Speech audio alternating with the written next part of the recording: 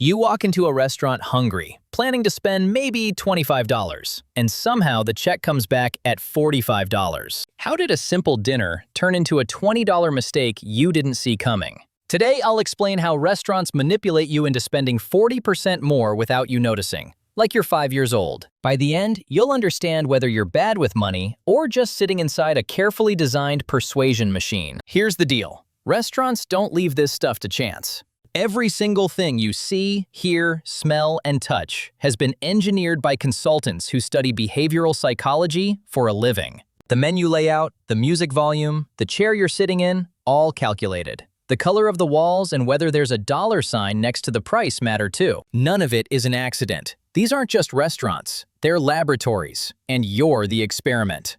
And the results are in. This stuff works, with studies showing these tactics increase spending by 30 to 40% per visit. You're not making choices, you're being guided toward decisions someone else already made for you. Let's start with the menu itself, because that's where the magic really happens. You ever notice that most upscale restaurants don't put dollar signs on their prices anymore? They just list the number, 38 instead of $38. That little change is called depricing, and it's devastatingly effective. When your brain sees a dollar sign, it triggers what researchers call pain of paying, that mental flinch when you hand over money. Remove the symbol, and suddenly, 38 is just a number. It's like Monopoly money. Your brain treats it less seriously, so you spend more without feeling the sting. Casinos use chips instead of cash for the same reason. Now let's talk about price anchoring, which is psychological warfare disguised as a menu. You open the menu and see a $65 Wagyu steak with truffle butter. You'd never order it. It's absurd.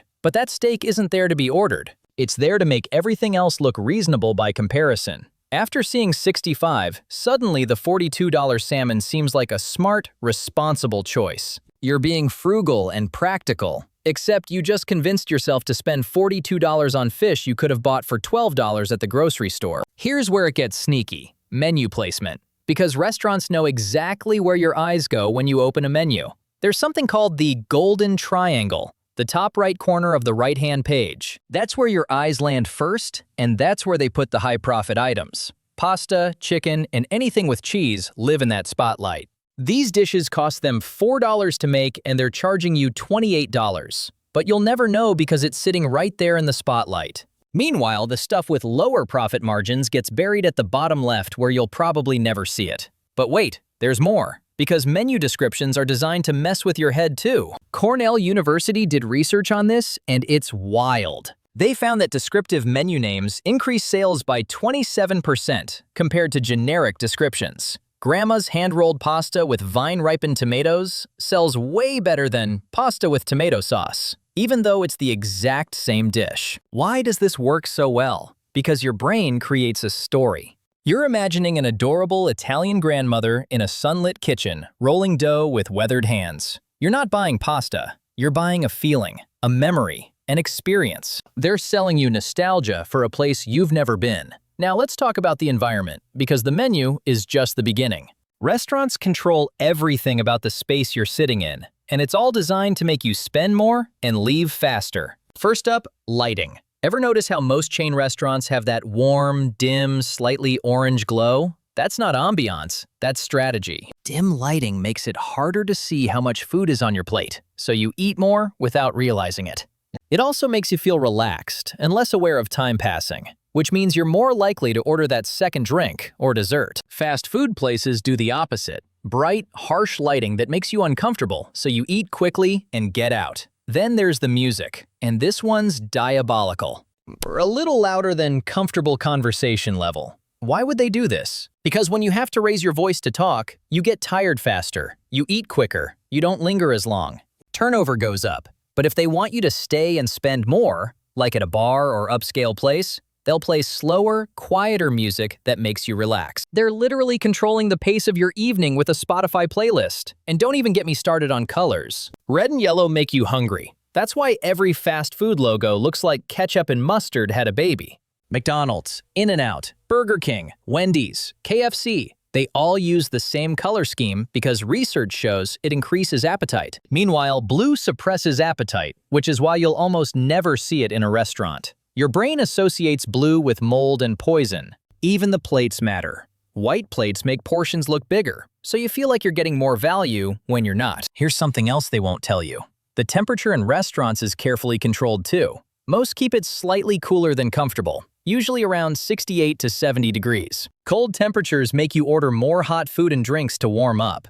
That's why your appetizer of soup or coffee suddenly seems appealing even when you weren't planning on it. Fine dining restaurants do the opposite. They keep it warmer so you order more cold drinks, especially alcohol. A $14 glass of wine sounds a lot better when you're sitting there slightly too warm. And let's talk about portion sizes for a second, because this is where things get really manipulative. Restaurants use smaller plates for expensive items and larger plates for cheap items. A $48 steak on a small plate looks generous and worth the price. A $12 pasta dish on a huge plate looks like you're getting an amazing deal, even though the actual portion is tiny. It's pure optical illusion. Your brain judges value based on how full the plate looks, not the actual amount of food. Some places even use heavier plates and cutlery because studies show people perceive food as higher quality when they're eating with heavier utensils. This matters to you because you think you're making free choices, but you're not.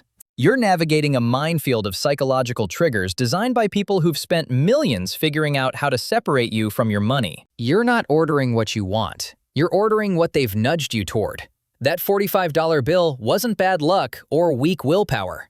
It was the result of a dozen tiny manipulations that happened before you even said hello to the server. The menu made expensive things look reasonable. The descriptions made you feel things. The lighting relaxed you. The music kept you there just long enough to order drinks. The temperature made you crave specific items. And the colors made you hungrier than you actually were. But here's the thing, you're not defenseless. Now that you know the tricks, you can fight back. Look at the whole menu before deciding, not just the golden triangle. Ignore the flowery descriptions and focus on what you actually want to eat. Set a budget before you sit down and stick to it. Skip the drinks. That's where they really get you, with $12 cocktails that cost them $2 to make. Check the menu online before you go so you're not making decisions while hungry and vulnerable. Awareness is your only defense in a system designed to exploit the fact that you're not paying attention. Bring cash if you have to. Seeing physical money leave your wallet triggers that pain of paying they're trying to avoid. The system isn't broken. It's working exactly as intended. Restaurants hire menu engineers, consultants who specialize in pricing psychology and layout design. They run A/B tests on different descriptions and price formats. They study eye tracking data to see where you look first. This isn't some mom-and-pop pizza place winging it. This is a multi-billion-dollar industry that's perfected the art of making you spend money you didn't plan to spend. Chain restaurants share this data across hundreds of locations, constantly refining what works. To recap, removing dollar signs makes money feel less real, so you spend more without the pain. Price anchoring uses expensive decoys to make everything else seem reasonable. The golden triangle puts high-profit items exactly where your eyes land first. Descriptions sell you feelings and stories, not just food. Lighting, music, colors, temperature, and even plate size control your mood, appetite, and spending. Every single detail is optimized to increase your bill without you noticing. You're not bad with money. You're just human, and humans are predictable. Restaurants know this. They've weaponized it, and they're counting on you not to notice. So here's the real question. Now that you see how the game is played, will you let them guide your next order, or are you going to take control and order what you actually want?